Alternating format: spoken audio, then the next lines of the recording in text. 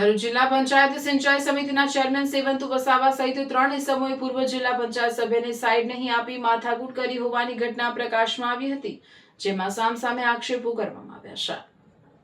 વાલિયા તાલુકાના વાંદરિયા ગામના હનુમાન મંદિર ફળિયામાં રહેતા અને પૂર્વ જિલ્લા પંચાયતના શિક્ષણ સમિતિના ચેરમેન અલ્પેશ વસાવા ગતરોજ સામાજિક કામ અર્થે ચોરામલા ગામે ગયા હતા। તેઓ પરત ઘરે આવી રહ્યા હતા। તે દરમિયાન માર્ગમાં વચ્ચોવચ્ચ હાલના જિલ્લા પંચાયતના સિંચાઈ સમિતિના ચેરમેન સેવંતુ વસાવાએ પોતાની કાર ઊભી કરી અલ્પેશ વસાવા સાથે માથાકૂટ કરી અન્ય બે ઇસમ કમલેશ વસાવાને જગદીશ વસાવાને બોલાવી ઝઘડો કર્યો અને ઝપાઝપી કરી જાનથી મારી નાખવાની ધમકી આપી હોવાના આક્ષેપ કરવામાં આવ્યા છે। બનાવ અંગે વાલિયા પોલીસ મથકે અરજી આપવામાં આવી છે અને પોલીસ વિભાગ દ્વારા યોગ્ય કાર્યવાહી કરવામાં આવે તેવી માંગ કરવામાં આવી છે। અત્રે ઉલ્લેખનીય છે કે અગાઉ પણ સેવંતુ વસાવાને તેમના માણસોએ અલ્પેશ વસાવા ઉપર હુમલો કર્યો હોવાનો પરિવારે આક્ષેપ કર્યો છે।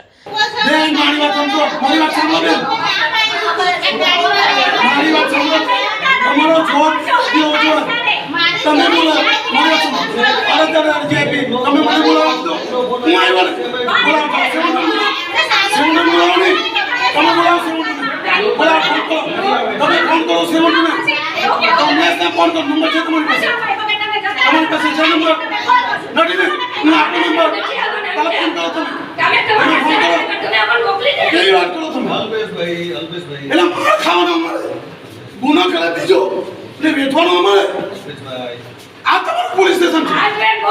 આ પોલીસ સ્ટેશન કોસેમ સત્ય કરી આગવે 10 વર્ષ થઈ ગયા એક કોલોની જે બધી બિલકુલ હું એક કાપીયા લેવો કસ્ટડી કોઈ દો જે કુચીમાં દાળ કરતા મારે તમારા પોલીસ સ્ટેશન કોઈની સહાનુભૂતિ નથી, અમારા પીઆઈની બી જરૂર નથી, કોઈની સહાનુભૂતિ નથી। જે મહિલા બિલકુલ આ તો તોડ્યો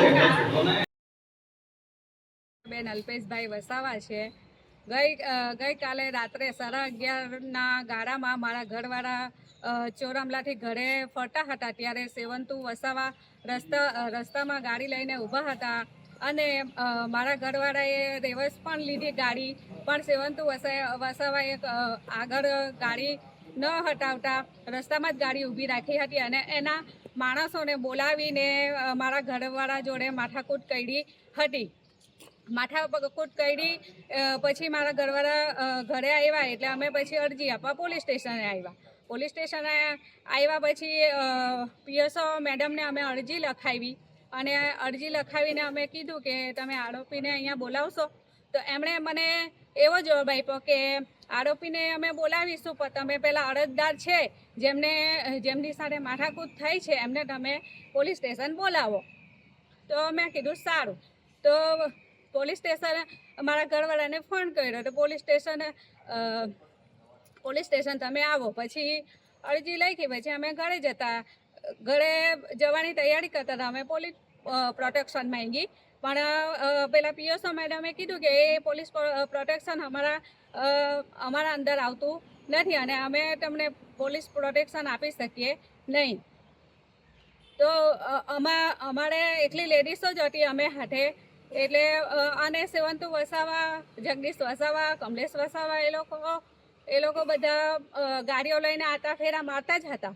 તો અમારે કઈ રીતે એકલા લેડીઝ થઈને રાત્રે 2 વાગે બહાર જવું, એટલે મારા ઘરવાળાને પછી ફોન કર્યો એટલે પાછા પોલીસ સ્ટેશન આવ્યા અને એમની જોડે પણ પેલા પીએસઓ મેડમની ચર્ચા થઈ અને રાત્રે અમે 12 વાગ્યાના બેઠા છે, અત્યારે 7 વાગ્યા છે તો બી કોઈ અટકાયતી પગલાં લેવામાં આવ્યા નથી અને સેવંતુ વસાવાને એ લોકો પકડવા પણ નથી ગયા અને કોઈ પ્રકારની કાર્યવાહી કરી નથી।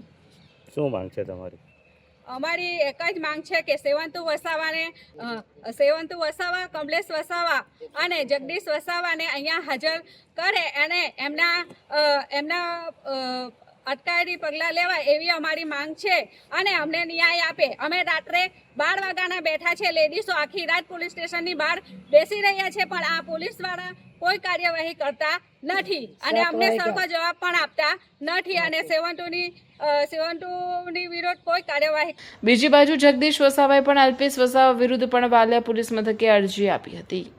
મારું નામ કમલેશભાઈ દયારામભાઈ વસાવા છે।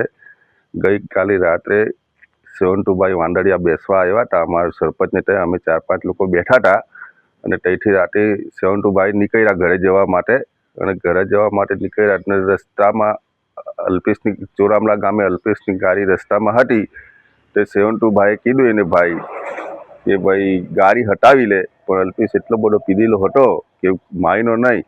તો 72 ભાઈએ મને ફોન કર્યો કે કમલેશ આવ, આ અલ્પેશ પીધેલો છે ને એનાથી ગાડી બી હકાય એવું નહીં ને ફાવે તેમ બોલતો છે, મને એને સમજાવીને લઈ જાઓ. એટલે હું ગયો તો અલ્પેશને કીધું કે ભાઈ આ રસ્તામાં ગાડી છે તો રિવર્સ મારીને સાઈડ પર કરી લે. પણ એટલો પીધેલો હતો તો મને બી ગાળું બોલવા માંડ્યો કે તમે મને ચૂંટણીમાં હરાવ્યો છે, તમને હું એમ કરી નાખા ફલાણો અપશબ્દ બોલવા માંડ્યો. એમાં મારી જોડે જગદીશભાઈ બી હતા, જગદીશભાઈ જયંતિભાઈ, એને બી કહેવા માંડ્યા તમે બહુ દાદા થઈ ગયા છે, મને હરાવેલો છે પણ હું તમને જોઈ લઈશ એવું કરીને કીધું ને અમારી જોડે ઝપાઝપી કરવા માંડી. પછી એમને ફોન કરી રાખ્યો છે તો ગામમાંથી પેલા શૈલેષ કરીને આવ્યો અને મારું ગળું પકડી દીધો, મને ગળું પકડીને મારી ટી શર્ટ ફાડી નાખી. પછી બધા ગામના ભેગા થઈ ગયા તો એમને કીધું કે પછી ગામના બીજા લોકો આવ્યા, એમને કીધું કે ભાઈ અલ્પેશથી ગાડી ચલાવવા એવી હાલત નથી, તો તમે બીજા ભાઈએ પછી એક ભાઈએ રિવર્સ મારીને ગાડી સાઈડ પર કરી લીધી અને 72 ભાઈ નીકળી ગયા ને અમે પણ આવતા રહ્યા.